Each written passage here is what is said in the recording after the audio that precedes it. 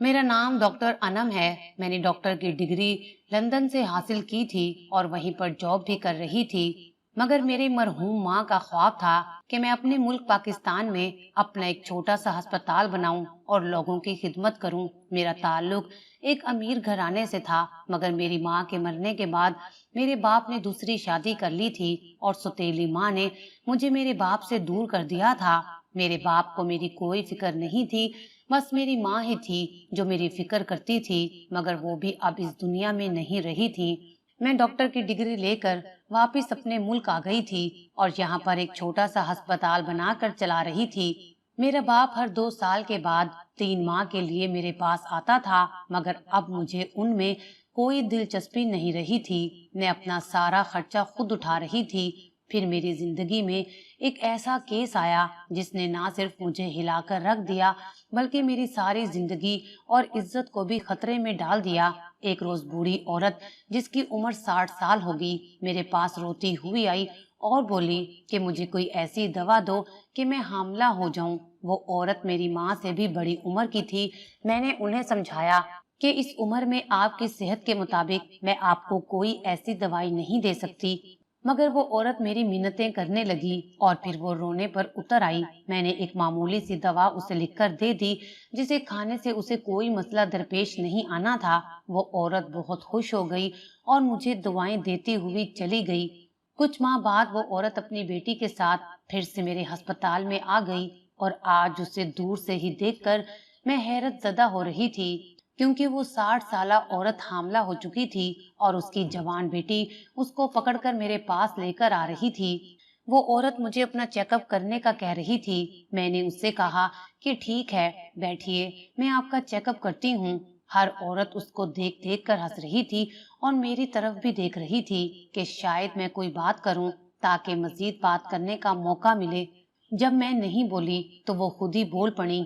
उन औरतों ने कहा, देखिए तो सही, डॉक्टर साहिबा इस उम्र में बच्चा पैदा कर रही है, इसकी उम्र तो कम से कम 50 साल से भी ऊपर ही होगी। मैंने कहा कि 60 साल उम्र है, क्योंकि इसने मुझे बताया था और मैंने फाइल में लिखा था। इस बात पर भी वो हैरान हो गई। मेरी नर्स मुझे कहने लगी, 60 साल की उम्र में कौन बच्चा पैदा करता है? मैंने उससे कहा कि साइंस के मुताबिक ये नामुमकिन नहीं हो सकता, उसका बच्चा होने वाला है। तुम इस तरह की बातें नहीं करो और जाकर इसका ब्लड प्रेशर चेक करो।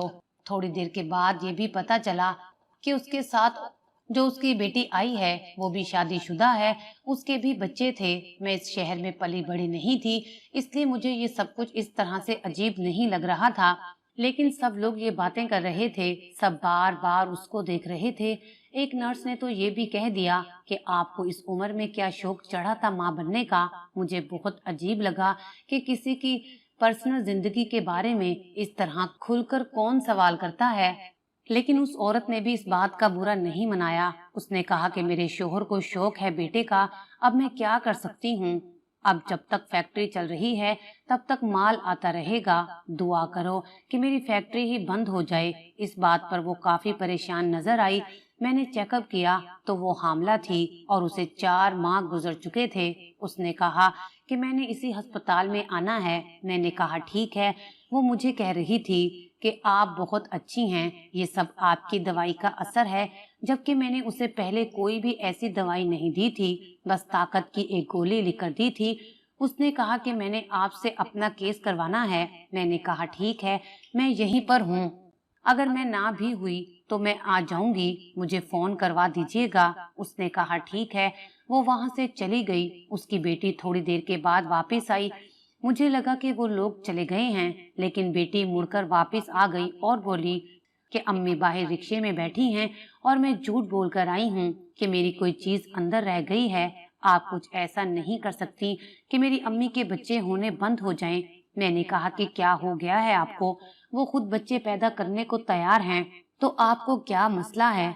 उसने कहा कि जब बेटी को ब्याह दिया जाए फिर भी उसके माँ बाप बैठ के बच्चे पैदा कर रहे हों तो फिर बेटी को भी बातें सुननी पड़ती हैं।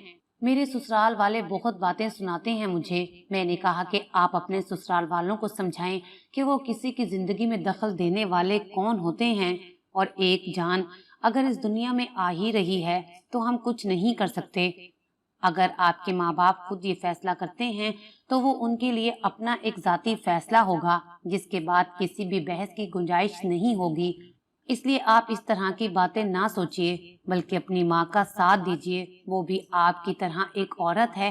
وہ لڑکی واپس چلی گئی۔ میں ڈاکٹر یہ سب کرنے کے لیے نہیں بنی تھی۔ میری اپنی زندگی میں کچھ بھی ٹھیک نہیں تھا۔ میرے بابا بہت زیادہ بیمار ہو چکے تھے اور ان کی دوسری بیوی ان کے سارے کاروبار پر قبضہ کر چکی تھی۔ میرے بابا بھی پاکستان آ چکے تھے اور وہ کہتے تھے کہ مجھے ان سے کچھ بھی نہیں چاہیے۔ انہوں نے میری ماں کا بہت دل دکھایا تھا، نہیں تو آج وہ زندہ ہوتی۔ باقیوں کے ساتھ بھی میرے تعلقات اچھے نہیں تھے۔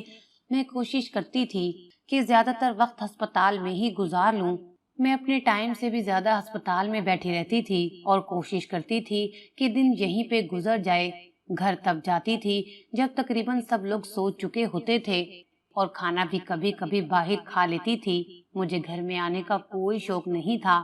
میرے پاس اتنے پیسے تھے کہ میں آرام سے الگ رہ سکتی تھی، لیکن بابا کی وجہ سے یہاں پر آتی تھی، کیونکہ اگر میں بھی الگ ہو جاتی اور بابا کو چھوڑ کر چلی جاتی تو مجھے بابا کی فکر لگی رہتی۔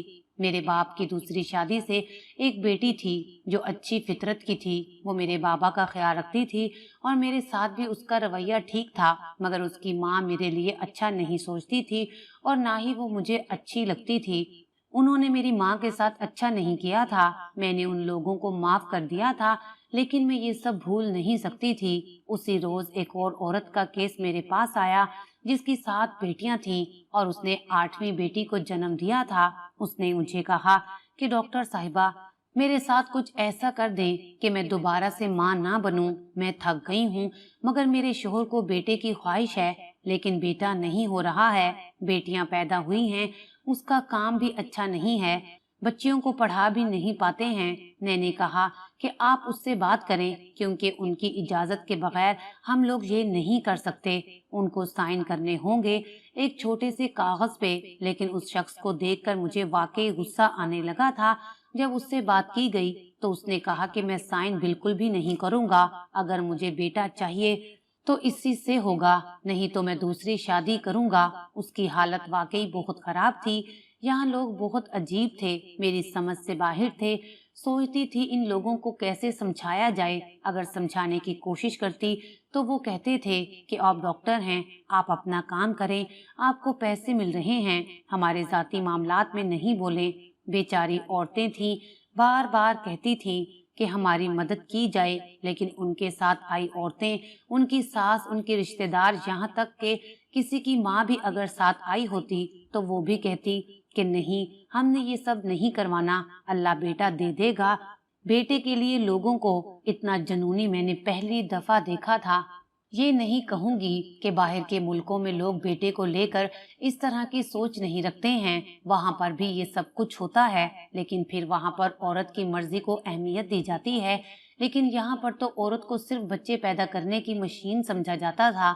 میں سب کی مدد کرنا چاہتی تھی لیکن نہیں کر سکتی تھی۔ اسی طرح دن گزر رہے تھے، میں اپنا کام کرتی تھی، اپنے گھر جاتی تھی اور میری زندگی کے دن گزرتے چلے جا رہے تھے۔ میں نے آگے کیا کرنا تھا کچھ نہیں سوچا تھا، فی الحال یہی سب میرا کام تھا۔ جب ایک دن وہی بوڑھی عورت میرے پاس آئی جس کی عمر 60 سال تھی، اس کی حالت کافی خراب تھی، اس کا وقت آ گیا تھا۔ اس نے کہا کہ میرا نارمل آپریشن ہے، اس سے پہلے بھی سارے نارمل ہی ہوئے ہیں۔ میں نے اس کو چیک کیا، شروع کے مراحل سے گزارا، واقعی اس کا کیس تو نارمل تھا۔ جب میں نے اسے بتایا کہ اس کی بیٹی پیدا ہوئی ہے تو وہ رونے لگی، شاید اس کے ساتھ بھی وہی معاملہ تھا، لیکن میں نے پوچھا نہیں، میں اپنے کام میں لگی تھی۔ ابھی 2 منٹ ہی گزرے ہوں گے کہ اس نے مجھے بازو سے پکڑ کر اپنی طرف کھینچا اور کہا، ڈاکٹر صاحبہ، آپ کو میری مدد کرنی ہوگی۔ میں نے کہا کہ کیا مطلب ہے؟ اس نے کہا کہ میری حالت دیکھیے، میں تو آپ کی ماں کی عمر کی ہوں گی اور میں کن کاموں میں پڑی ہوں، آپ کو میری مدد کرنی ہوگی۔ میں نے کہا کہ میں آپ کی مدد نہیں کر سکتی ہوں، شوہر کی اجازت چاہیے ہوتی ہے اور مجھے نہیں لگتا کہ آپ کا شوہر اجازت دینے کے موڈ میں ہے، وہ پہلے ہی باہر لوگوں سے بدتمیزی کر رہا تھا۔ اس نے کہا کہ اس کے سامنے तो आपने बोलना भी नहीं है, वो तो कभी इजाजत नहीं देगा, वो तो ऐसे मामले में मरने मराने पर आ जाता है। लेकिन मैं आपको एक चीज देती हूँ, आप मेरी बच्चेदानी के अंदर रख दें और मेरा मसला हल हो जाएगा। वो चीज आपके अस्पताल की भी नहीं होगी, इसलिए कोई आपसे नहीं पूछेगा। बस आप मेरे लिए इतना कर दें। मैंने कहा कि आपको क्या हो गया है, आप कैसी बातें कर रही हैं। उसने वो चीज मेरी हथेली पर रख दी। मैं हैरान रह गई।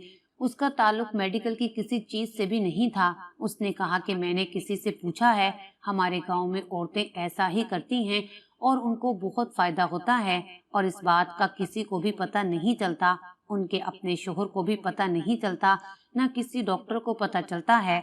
मेरी जिंदगी आसान हो जाएगी। मेरी बेटी आपको दुआएं देगी। मैं जब तक जिंदा रहूंगी आपके लिए दुआ करूंगी। मैं आपकी माँ की उम्र की हूँ। अपनी माँ समझकर मेरी मदद कर दो बेटा। वाकई वो मेरी माँ की उम्र की थी और बहुत तकलीफ में भी थी। उसने कहा कि आपके ऊपर कोई हर्फ नहीं आएगा, मैं कभी आपका नाम तक नहीं लूंगी। अगर मुझे कोई मसला बनेगा तो मैं ये नहीं कहूंगी कि मैंने आपसे ये सब कुछ करवाया था। मुझे मेरी औलाद की कसम है, और आप मेरी मदद कर दें। वो मेरी इतनी मिन्नतें कर रही थी। मैंने पहले तो साफ इनकार कर दिया, फिर उसने अजीब तरीके से रोना शुरू कर दिया। अपने आप को कोस रही थी, इस बात को कोस रही थी कि वो औरत क्यों पैदा हुई। वो बुरी तरह रो रही थी। पता नहीं कि वो उसका रोना मेरे दिल पर दस्तक की तरह लग रहा था। मुझे अजीब सा महसूस हो रहा था, और ना जाने कौन सा नाजुक लम्हा था जब मैं उसकी बातों में आ गई और मैंने कहा, ठीक है, मैं तुम्हारी मदद करूंगी। मेरा इतना कहना था कि वो ऐसी खुश हो गई थी कि जैसे सारी दुनिया उसे मिल गई है, और मैंने वो चीज उसकी बच्चेदानी के अंदर रख दी। इस बात पर वो बहुत खुश हो गई। उसने कहा कि अब सब ठीक हो जाएगा, मेरी जिंदगी में फिर से अच्छे दिन आ जाएंगे। मैं आपके लिए दुआ करूंगी और मेरी दुआ से आपकी जिंदगी में सब कुछ ठीक हो जाएगा। मैंने कहा, ठीक है, मेरे लिए दुआ जरूर करना। किसी ने मुझे ये काम करते नहीं देखा था। सब कुछ ठीक हो गया था। उस औरत को एक रात के लिए रखा गया, क्योंकि उसकी उम्र इतनी ज्यादा थी कि वो काफी कमजोर हो गई थी। उसके बाद उसको सुबह घर भेज दिया गया। वो अपने कदमों पर चलकर घर गई थी। मैंने उसका खसूसी ख्याल रखा था, उसको बार बार चेक किया था। वो बिल्कुल ठीक थी। मुझे लगा कि जो काम उसने मुझसे करवाया है शायद उसका कोई नुकसान हो जाएगा, मगर उसका कहना था कि नहीं, मैं बिल्कुल ठीक हूँ। अल्लाह का बहुत ज्यादा शुक्र है, और आपने मेरी बहुत मदद की है। वो खुशी खुशी अपने घर चली गई, और मैंने कहा कि शायद ये कुछ ऐसा था जो यहाँ पर चलता होगा, क्योंकि इस बात से इनकार नहीं किया जा सकता था। आजकल की ज्यादातर मॉडर्न अद्वियात भी जड़ी बूटियों से ही बनाई जाती हैं, और उसने अपने अंदर जो चीज रखवाई थी वो किसी दरख्त की जड़ी बूटी जैसी थी, छोटी सी थी, काले रंग की थी। मुझे नहीं पता कि वो क्या चीज थी। मैंने वो जिंदगी में पहले कभी नहीं देखी थी। उसने कहा कि ये एक जड़ी बूटी है, इसको आप मेरे जिस्म के अंदर रख दें और फिर सब कुछ ठीक हो जाएगा।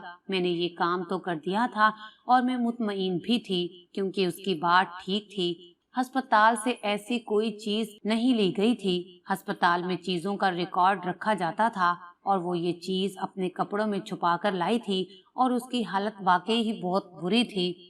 लेकिन फिर भी मैंने एक बात सुनी कि अगर इस तरह से यहाँ पर कोई गैर कानूनी काम किया जाए तो लाइसेंस भी कैंसिल हो जाता है, और पाकिस्तान में ज्यादा डॉक्टर्स ही एक दूसरे का लाइसेंस कैंसिल करवाने के लिए इस तरह के मरीजों को भेजते हैं, और बाद में मरीज पुलिस के पास चला जाता है और कहता है कि इसने मेरी जिंदगी बर्बाद की है। मुझे एक नर्स ने ये सब कुछ बताया, और फिर उसने कहा कि आप बहुत ख्याल रखिएगा, क्योंकि आप तो बाहर के मुल्क से पढ़कर आई हैं ना, आपके पास तो बड़ी डिग्री है, इसलिए आपसे तो सब लोग जलते हैं। आप कहीं भी जाएंगी आपको फौरन नौकरी मिल जाएगी, लेकिन अगर आपके साथ इस तरह की कोई बदनामी लग गई तो फिर बहुत बुरा होगा।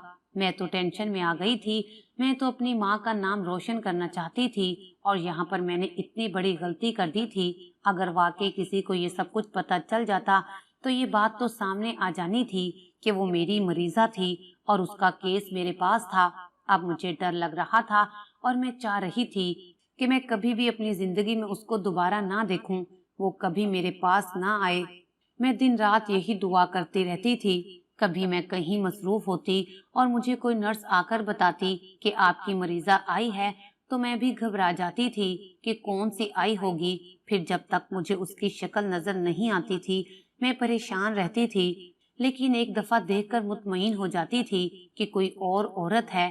میں سوچنے لگی کہ اس عورت نے مجھ سے وہ چیز تو اپنے جسم میں رکھوا لی ہے، لیکن مجھے یہ تو بتایا نہیں کہ وہ کیا چیز ہے اور اس نے کس مقصد کے لیے یہ رکھوائی ہے۔ اس نے کہا تھا کہ اس چیز کی وجہ سے میری زندگی بدل جائے گی، مگر اس نے واضح طور پر اس کے بارے میں نہیں بتایا تھا۔ میں نے اپنے پاس سے ہی اندازہ لگایا تھا۔ مجھے اس چیز کی شکل تھوڑی بہت یاد تھی۔ میں نے اپنی طرف سے ریسرچ کرنے کی بہت کوشش کی تاکہ ہمیں پتہ لگے کہ وہ کیا ہے، لیکن مجھے کچھ بھی پتہ نہیں چل رہا تھا۔ ایسی کوئی چیز بھی نہیں تھی جو اس طرح کے کام میں استعمال ہوتی ہو۔ جو استعمال اس کا میں تلاش کرنے کی کوشش کر رہی تھی وہ تو نہیں مل رہا تھا، مگر بار بار ایک ہی بات سامنے آ رہی تھی اور مجھے نہیں لگتا تھا کہ اس عورت کو اس بات سے کوئی مطلب تھا یا وہ اپنے ساتھ ایسا نہیں کرنا چاہتی تھی۔ میں نے ڈاکٹر ہونے کے ناطے اس کا پتہ بھی تو لکھوایا تھا۔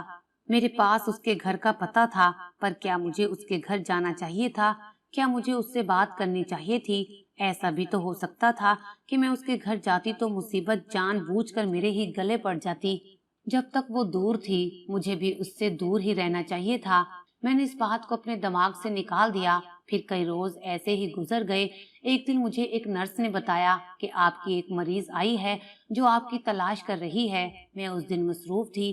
میں نے کہا کہ دوسری ڈاکٹر کے پاس بھیج دو۔ اس نے کہا کہ نہیں، وہ آپ سے ہی علاج کروانا چاہتی ہے۔ یہ وہی عورت ہے جس نے 60 سال کی عمر میں بچہ پیدا کیا تھا۔ میرے قدموں تلے سے زمین نکل گئی کہ وہ یہاں پہ کیا کر رہی ہے۔ اس نے کہا تھا کہ وہ یہاں پر کبھی واپس نہیں آئے گی، اگر آئی بھی تو میرا نام نہیں لے گی۔ میری حالت عجیب ہو گئی تھی۔ میں نے کہا کہ تم اسے میرے کمرے میں بھیج دو۔ میں بہت گھبرا رہی تھی، پتہ نہیں کیا ہونے والا تھا۔ میرا دل کر رہا تھا کہ میں یہاں سے بھاگ جاؤں، لیکن بھاگ جانا اس مسئلے کا حل نہیں تھا۔ میں اپنے کمرے میں داخل ہوئی تو وہ کرسی پر بیٹھی تھی۔ مجھے دیکھ کر وہ کھڑی ہونے لگی۔ میں نے کہا کہ بیٹھی رہو۔ اس نے مجھے سلام کیا اور چہرے سے کافی خوش نظر آ رہی تھی۔ میں نے کہا کہ تم یہاں کیا کر رہی ہو؟ تم نے تو کہا تھا کہ میں واپس نہیں آؤں گی۔ اس نے کہا کہ ڈاکٹر صاحبہ، آپ اتنی پریشان کیوں ہو رہی ہیں؟ میں کوئی بری خبر لے کر تو نہیں آئی۔ میں نے کہا کہ کیا مطلب؟ اب اس کے لیے اچھی خبر کیا ہو سکتی تھی؟ اس نے کہا ذرا مجھے دیکھیے۔ وہ کرسی سے اٹھ کر کھڑی ہوئی تو میں حیران رہ گئی۔ میرے قدموں تلے سے زمین نکل گئی۔ وہ عورت پھر سے حاملہ تھی۔ میں نے کہا کہ پر تم نے تو کہا تھا کہ تمہیں اولاد نہیں چاہیے۔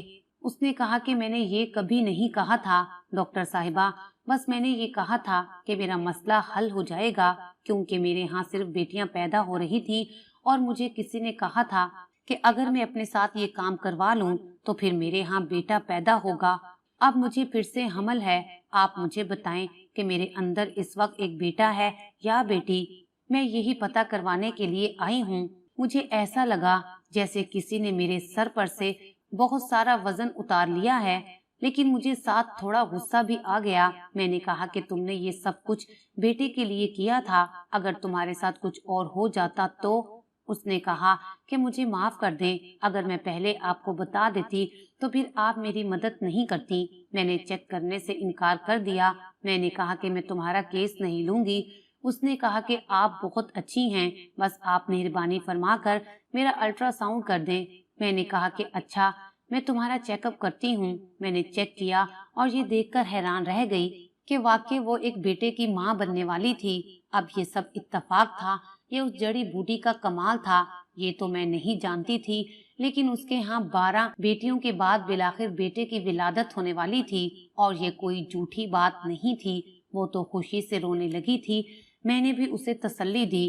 میں نے کہا کہ مبارک ہو تمہیں، اور اسے بتایا کہ آپ اپنا خاص خیال رکھنا۔ اس کے بعد وہ وہاں سے چلی گئی، اور جب اس کے ہاں اولاد ہونے والی تھی تو وہ میرے پاس دوبارہ آئی۔ میں نے وہ چیز اس کے اندر سے نکال دی، کیونکہ اس نے کہا کہ مجھے اور بچے پیدا نہیں کرنے، اور اللہ تعالیٰ نے اسے ایک صحت مند بیٹے سے نوازا تھا۔ وہ بہت خوش تھی، میں بھی اس کی خوشی میں خوش تھی اور حیران بھی تھی۔ میں یہ نہیں کہتی کہ یہ سب کچھ اسی جڑی بوٹی کی وجہ سے ہوا تھا، شاید اللہ تعالیٰ کا کرم ہو گیا تھا، لیکن جو بھی تھا بالآخر اس کو خوش دیکھ کر مجھے تسلی ہوئی تھی۔ ماں اور بچہ دونوں ٹھیک تھے اور میری بھی ساری ٹینشن ختم ہو گئی تھی۔